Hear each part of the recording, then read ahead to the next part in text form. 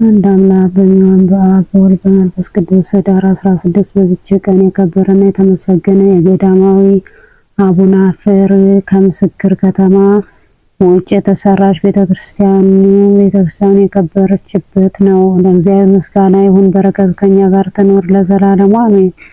በዚች ቀን ለአባቶች ሊቃነ ጳጳሳት አባ ስምንተኛ የሆነ የእስክንድርያ ሀገር ሊቀ ጳጳስ ቅዱስ አባት አባ ዮሐንስ አረፈ። ይህም ቅዱስ አባት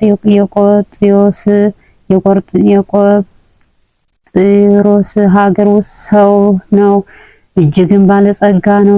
በእስክንድርያ ሀገር የሚኖር ሆነ። አባቱ ሀገረ ገዢ ነበርና ሚስትም አግብቶ ልጆችን ወለደ። ከዚህም በኋላ ሚስቱ ልጆቹም ሞቱ። በዚያም ጊዜ ገንዘቡን ሁሉ ለድሆችና ለችግረኞች ሰጠ። መስዋዕት እርሱም መንኩሶ በታላቅ ገድል የተጠመደ ሆኖ በጎ ስራዎችን ትሩፋትን ጨምሮ በመስራት እግዚአብሔርን ደስ አሰኘው። ከበጎ ስራዎቹና ከትሩፋቶቹ የቀናች ሃይማኖቱ ከአገልግሎቱና ከደግነቱ ከጽድቁ ማማር የተነሳ በግብፅ ሀገር የሚኖሩ ኤጲስቆጶሳት ሁሉም ተስማምተው ይዘው በወሰዱት። ያለ ፍቃዱም በእስክንድርያ ሀገር ላይ ሊቀ ጵጵስና ሾሙትና በወንጌላዊ ማርቆስ ወንበር ላይ ያስቀመጡት። ያን ጊዜ የከበረ ወንጌል አነበበ። በሹመቱና በክህነቱም ብርሃን ተገለጸ። ብዙዎች ድንቆች የሆኑ ታምራትንም አደረገ። ለድሆችና ለችግረኞች ሁልጊዜ ያለማቋረጥ የሚሹትን የሚሰጣቸው ሆነ። ስለዚህም የሚራራ ዮሐንስ ተብሎ ጠራ። በአይሁድና በአረማውያን ዘንድ የሚያስፈራ ሆነ። በመጽሐፍ ገድሉ እንደተጻፈ እጅግ ይፈሩትና ያከብሩት ነበርና መንጋዎቹም በበጎ አጠባበቅ ጠበቃቸው። እግዚአብሔርንም አገልግሎ በሰላም አረፈ። ለእግዚአብሔር ምስጋና ይሁን፣ በረከቱ ከኛ ጋር ትኖር ለዘላለሙ አሜን። በዚች ቀን ቅዱስ ኪሶጦስ በመኮንኖ መክሶሞስ እጅ በሰማዕትነት አረፈ። ይህንንም ቅዱስ ኪሶጦን መኮንኑ በያዘው ጊዜ ጽኑ ስቃይን አሰቃየው። ከዚህም በኋላ ራሱን በሰይፍ ቆርጦ የሰማዕትነት አክሊልንም በመንግስተ ሰማያት ተቀበለ። በረከቱ ከኛ ጋር ትኖር ለዘላለሙ አሜን። በዚች ቀን ትርጓት በዚች ዕለት በሮሚ ሀገር በካሃዲ መኮንን በእስክንድሮስ እጅ ቅድስት ጣቱ በሰማዕትነት አረፈች። ወደ እርሱም ባቀረቧት ጊዜ ከእስክንድሮስ ለአማልክት ሰዊ አላት። እርሷም ከፈጠረኝ ከጌታዬ ከኢየሱስ ክርስቶስ በቀር አልሰዋም ብላ መለሰችለት። መኮንኑም የፊቷን መሸፈኛ እንዲገልጡ አዘዘ። ውበቷንም አይቶ አደነቀ። ዓይኖቿ እንደ አጥቢያ ኮከብ ናቸውና፣ ቁመቷም እንደ ዘንባባ ደም፣ ግባቷም እንደ ጽጌረዳ ነው። በዚያም ወራት የሚመስላት የለም ነበር። ንጉሱም ባያት ጊዜ እርሷን በመውደዱ ልቡ ተነጠቀ። እንዲህም አለ፣ እሺ በይኝና ለታላቅ አምላክ ለአጵሎስ ሰዊ፣ እኔም ለቤተ መንግስቴ እመቤት አደርግሻለሁ አላት። ቅድስት ጣጡስም እኔ ክብር ይግባውና ከክርስቶስ ከመንጋዎቹ ውስጥ ነኝ፣ ከነርሱ በቀር ሌላ አልሰዋም። ነገር ግን ወደ አማልክቶችህ መሳዊ ቤት ገብቼ ኃይላቸውን እንዳይ ፍቀድልኝ አለችው። በዚያም ጊዜ ወሰዳት።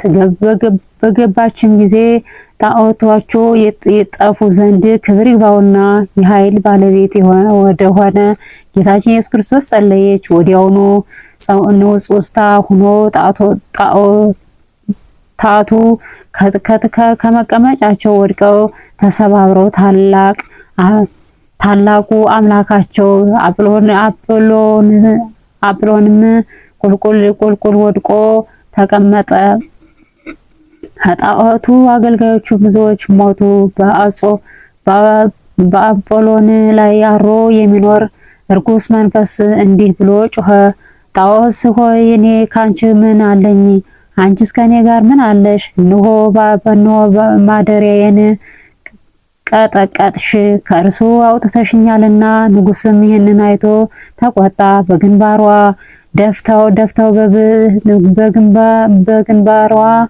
ደፍተው በበትሮች እንዲደበድቧት በአገልጋዮችም እንዲገርፏት አዘዘ። ከስጋዋም በወተት አምሳል ነጭ ደም ፈሰሰ። ወደ እግዚአብሔርም በለመነች ጊዜ የሚደበድባትን የእግዚአብሔር መላእክት የሚያሰቃዩአቸው ሆኑ።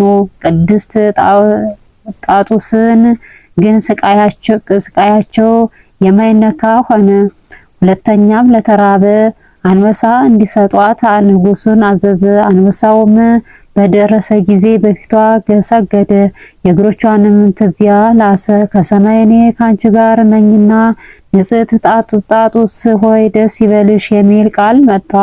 ንጉሥም ከክፉ ነገር የደረሰበት እንደሌለ አይቶ ራሴን በሰይፍ እንዲቆርጡ አዘዘ።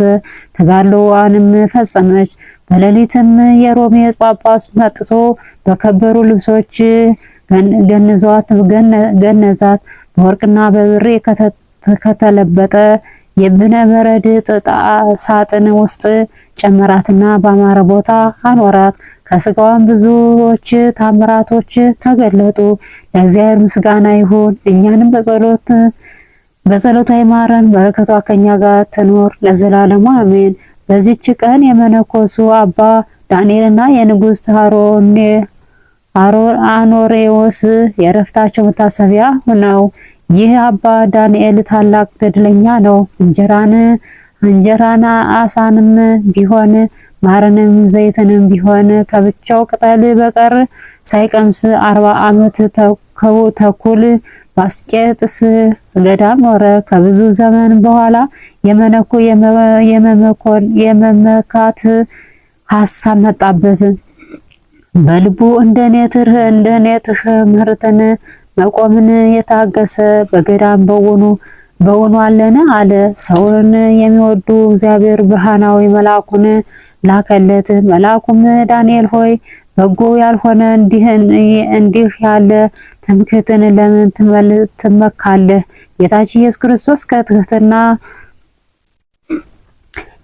ኢየሱስ ክርስቶስ ከትህትና በቀር ትምክህትን አይሻምና አለው።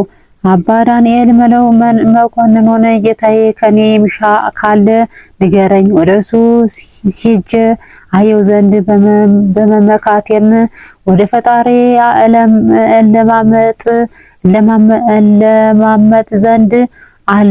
እለማመጥ ዘንድ አለው። መልአኩም ንጹሕ ቅዱስ እግዚአብሔር የሚራራ ሰው የሮሜን የቁስጥንጥንያ ንጉሥ አኖሬዎስን በመንግስተ ሰማያት ባልንጀራህ ነው አለው።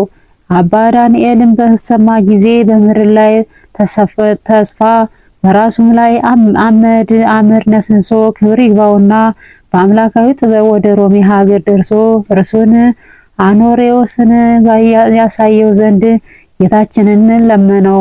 እንዲህ ሲጸልይም ደመና መጣ፣ ተሸከማቸውና የሮሜ ንጉሥ ካኖሬዎስ ቤት መንግስት ደጅ አደረሰችው። የንጉሥ አኖሬዎስንም ረዳት አገኘው።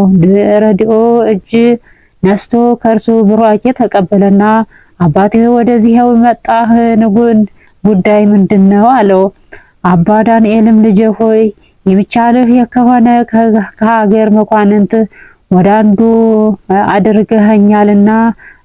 አድርሰኸኛልና ወደ ንጉሱ እንዲያስገባኝ አለው። ረዳቴም እኔ ባስገባህ መግባትን አትሻምን አለው። ልጄ ሆይ እሻለሁ አስገባኝ፣ እግዚአብሔር ይባርክህ አለው። ዳንኤልም ረድኦ አባቴ ሆይ ሟች የሆነ ንጉሥን በማየት ምን ታገኛለህ አለው። አባ ዳንኤልም ጌታዬ ሆይ ፈጣሪ ሆይ በያዘኝ ወደዚህ ባልመጣሁም ነበር አለው። ረዳቱም ለጌታዬ የሚሻውን እስከምገዛ ጥቂት ታገሰኝ አለው። በዚያን ጊዜ አምባሻ ጨውና መጻጻ የጎመን ቅጠልም ገዝቶ ወደ ጌታው ወደ ንጉሥና ወደ መምህሩ አውሎጊስ ወሰደ። አባ ዳንኤልም በውጭ ተወው። ንጉሥም ረዳቱን አንተ አላዋቂ ነህን? አባ ዳንኤልን በውጭ የምታስቆመው አለው። ይህንንም ብሎ ንጉሥ ከመምህሩ ከአውሎጊስ ጋር ወጣ። ለአባ ዳንኤልም ሰገዱለት። ሰላምታንም ተሰጣተው ወደ ቤተ መንግስት አስገቡትና በአንድነት ተቀመጡ። 9 ሰዓትም በሆነ ጊዜ ረዳቱ የሚበሉትን አቀረቡላቸው። በአንድነት ተነስተው በጸለዩ። አባ ዳንኤል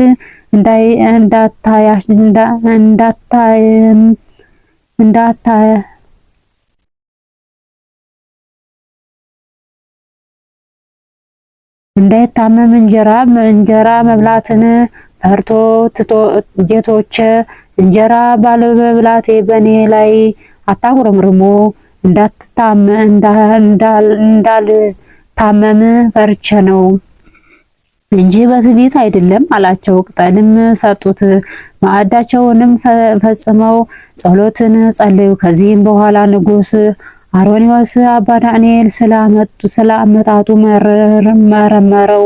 አባ ዳንኤልም ወንድሜ ሆይ የሚቻልህ እስከሆነ ወደ ንጉሡ አግባኝ፣ በጌታ ኢየሱስ ክርስቶስ ትእዛዝ መጥቻለሁና አለው። ንጉሡም ነገ አስገባሃለሁ አለው። በመንግስቱም አርዮስስ ዓይንን የሚበዘብዝ ልብስ መንግስቱን ለብሶ በዙፋኑ ላይ ተቀመጠ። አባ ዳንኤልም አስገቡት። ባየውም ጊዜ ፈርቶ ተንቀጠቀጠ። ረድኤቱም መፍራቱን አይቶ ወደ ማደሪያው መለሰው። ንጉሡም ችሎቱን ሲጨርስ ልብስ መንግስቱን ጥሎ የምንኩስናውን ልብስ ለብሶ አባ ዳንኤል ወዳለበት ገባ። አባ ዳንኤልም ባየው ጊዜ ወንድሜ ሆይ በልብ ያለውን ነግሬው ወደ ቦታው እመልሰው ዘንድ ወደ ንጉሥ ለምን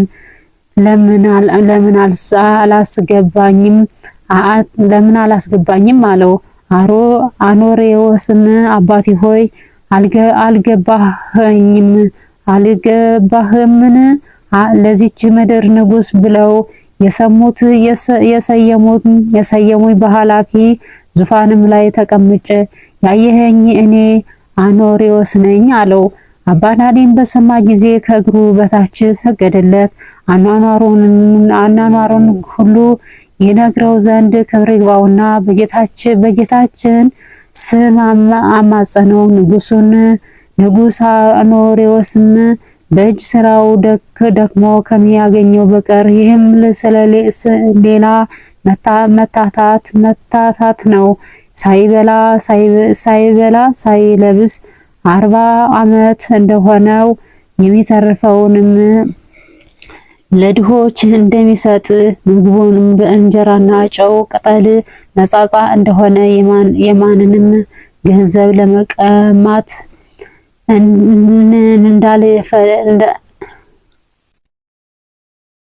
እንዳልደፈረ ድንግልናውንም እንደጠበቀ ኖረ።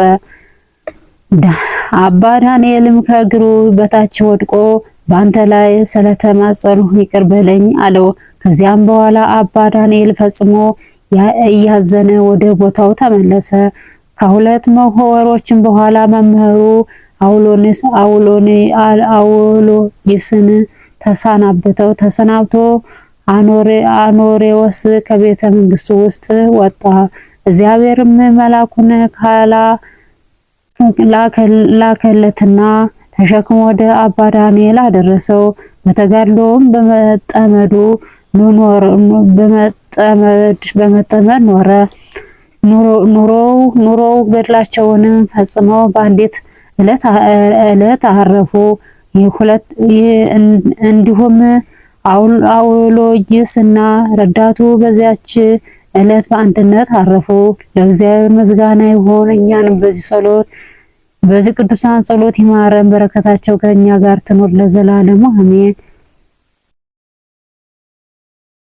ጌታ ሆይ ከብልጽግናቸው ብዛት የተነሳ ብዙ መባ ካስገቡት ይልቅ የድሃይቱን አነስተኛ መባ እንደተቀበል ሁልጊዜ የሚያገለግሉ እልፍ አእላፋትን እያሳሰብ በችግር ጊዜ የማቀርብልን ምስጋና ተቀበል። እናንተም ቅዱሳን ነቢያት፣ የወንጌል ሰባኪያት ሐዋርያት፣ ሰማዕታትና ጻድቃን፣ ትጉሃን መላእክት፣ ፍጹማን ደናግል እንዲሁም ደጋጎች መነኮሳት ሆይ ልጅ አዋቂ ሳትለይ የምንሰበስባትን የጉባኤ ቦታ ባርኩ። ይህን መጽሐፍ ወረቀት አዘጋጅቶ ብራና ደምጦ የጻፈውንና ያጸፈውን ከግዕዝ ወደ አማርኛ የተረጎመውን ቃለ ንባቡን በእርጋታ መንፈስና በተመስጦ ሕሊና ያዳመጠ በደለኛን ሁሉ የምታስምር የጌታ እናቱ በማርያም ጸሎት ይማረን፣ በአንድነት ይማረን። ኢየሱስ ክርስቶስ በአንድነት ይማረን። ኢየሱስ ክርስቶስ በአንድነት ይማረን ለዘላለሙ አሜን።